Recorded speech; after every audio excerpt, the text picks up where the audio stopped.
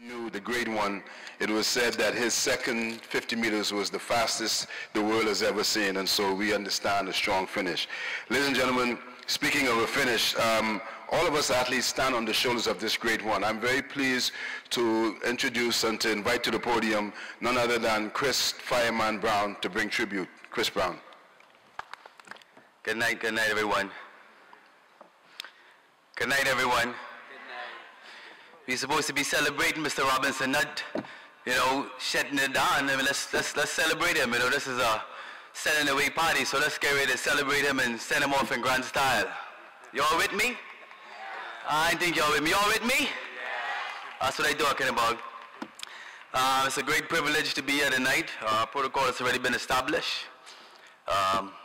So many things I can say and so many things we all can say about Mr. Robinson. I'm going to share with you all probably about 2 stories, short and sweet. My first time, coming from a Filutra and meeting Mr. Robinson, at least seeing him from a distance, I was a little intimidated by his size because I was hearing about him. I figured everybody was the same size as me, was doing that type of damage on the track.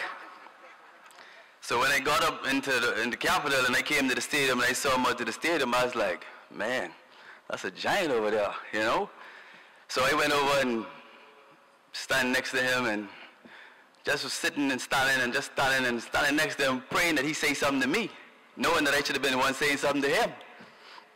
So he looked over at me and he just looked and said to me, hey young man, how you doing? So I said, I'm good, how about yourself? So he's like, could be better. And that was it. After that, he walked off, and I walked off. I was like, that's it? That's the conversation we had. So that was my first time meeting him, I wanted to say more, but that's the legend, That was not the last time I had to meet him, I had the opportunity also in 1999 to meet Mr. Robinson again. So I said, well, this time let me go and formally introduce myself. So when I stood next to him this time, he said, I know who you are. You ain't got to tell me.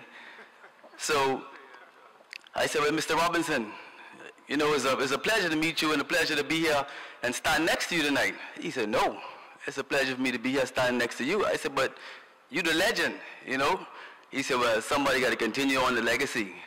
So he said, well, young man, I will look forward for you to continue on the legacy. So on that day when I heard him say that to me, I said to myself, well, I got a big shoe to fill. I don't know if I'm going to be able to do it, but the Lord just blessed me enough to know that, with my career, I've been traveling the world and being able to go places and see a lot of strange faces and eat a lot of strange food, different from our conch and salad and, everything else here in the Bahamas. So I came back home and I told him I'd been out there, I saw the world. So he's like, and what you got to say about it? I said, it's no place like home. So he said, well, glad you're back home, So that was the next thing for me. So after that, I had a long career. I always wanted the opportunity to get to him and just to know him because he was always like a mystery person to me. I always wanted to find out more and wanted the conversation to go on and go on. But it never happened. It was 2-3 words and he was gone. So I was like, man, what I got to do now to really get in the presence of the great legend, Mr. Tommy Robinson, and really sit down and have a one-to-one. So, after my career, we went to London and we won the gold medal. I said, well, this is probably it right here. So I got a call, someone said, Mr. Robinson looking for you. I said, Mr. Robinson looking for me? Who, Mr. Robinson? They say, Tommy. I say, Tommy? I said, what Tommy looking for me for? I said, okay. So I picked up the phone, I dialed the number, I spoke with his son, Robbie. He said, hey man, Daddy wants to see you. So I said, all right, tell him I'm coming over there right now. So I went over there to Mr. Robinson home. It was a pleasure just to get invited to a legend home, and for me it was history in the making. So as I went inside Mr. Robinson home, I saw him laying in the bed. I think he had just finished a meeting, but when he saw me came to the door, he jumped up like I was the legend. And I'm looking like, Mr. Robinson. He always tell me, just call me Tommy. So I said, Mr. Robinson, how you feeling? So he looked at me, I can be better. Same thing again.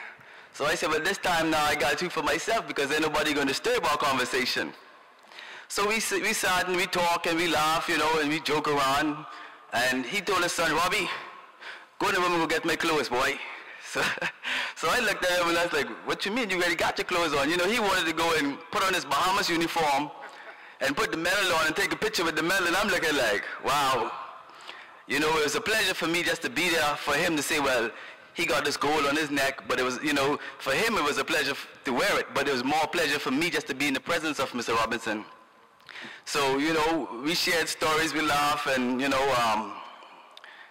I finally got to, you know, be next to him and talk with him one-to-one, and, you know, we had a long conversation, and I spent that time that I need to spend with him, and it was a great moment for me. And I told him, you know, Mr. Robinson, what you started, you're the godfather of this game. You know, you got a stadium built after you. Many of us don't even have a passport. You know, and you got a stadium named after you. You know, he's like, son, one day you'll have something in your honor. I said, well, we'll see. But, you know, for us as Bahamians and for Mr. Robinson to lead the way for us and pave the way, especially for myself, you know, it's a joy, it is a pleasure. And, you know, people around the world, I mean, it's been telling me but how great Mr. Robinson was and how great he was, a legend, and what he done do for the Bahamas. You know, so for me to be here tonight, it's just a joy for me to be here on the stage, you know, and embrace him and his family here tonight. And I just want to tell everybody, you know, continue to pray. You know, we as a nation with this crime wave streaking the streets and the youth stem turning to violence, we just need to just pray for the nation. And let's just go ahead and uplift Mr. Robinson and celebrate him and celebrate his family. So I want to continue to tell everybody, just, you know, believe in yourself and continue to put family first, because that's one thing Mr. Robinson always told me, always include your family. Never forget where you came from in order for you to know where you're going. So one love to everybody, and thank you all.